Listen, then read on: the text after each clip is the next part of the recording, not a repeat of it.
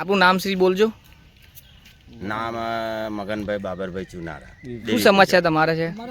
દેવી પૂજક છીએ અમે સાહેબ. હા, હવે અમારી સમસ્યા એ છે કે સાહેબ અહીંયા આગળ પાણી ભરાય છે અને અમારા શમશાનમાં જવાય એવો રસ્તો નથી. એ સમસ્યા છે. બાકી આ મારા પગે હેડાતું નથી ને પાણી ભરેલું છે સાહેબ.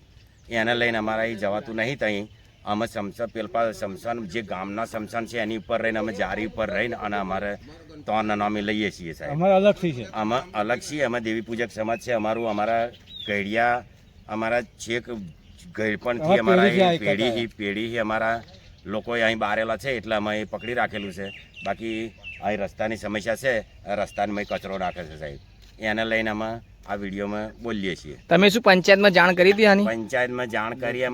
અમે 5 વર્ષથી અમે જાણ કરી છે કે અમારા શમશાનમાં જે આ પંચાયત આ કચરો લાવીને નાખે છે અને પંચાયત આ રસ્તો પૂરીઓ કરીને અમારો કચરો નાખીને સાહેબ આવું બગાડ. આપણું નામ જણાવો સાહેબ શ્રી.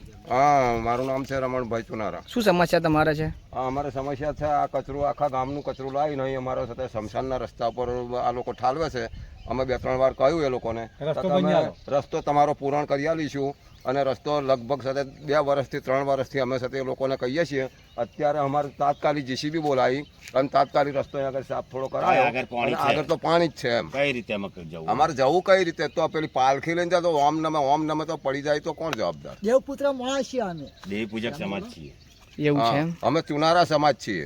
અમે કહીએ તો અમને એવું કહે છે કે થઈ જશે. રસ્તો ફાળવેલો છે એમ, કચરો નાખવાનો પંચાયતે ફાળવેલો છે એમ, એટલે અમારા રસ્તા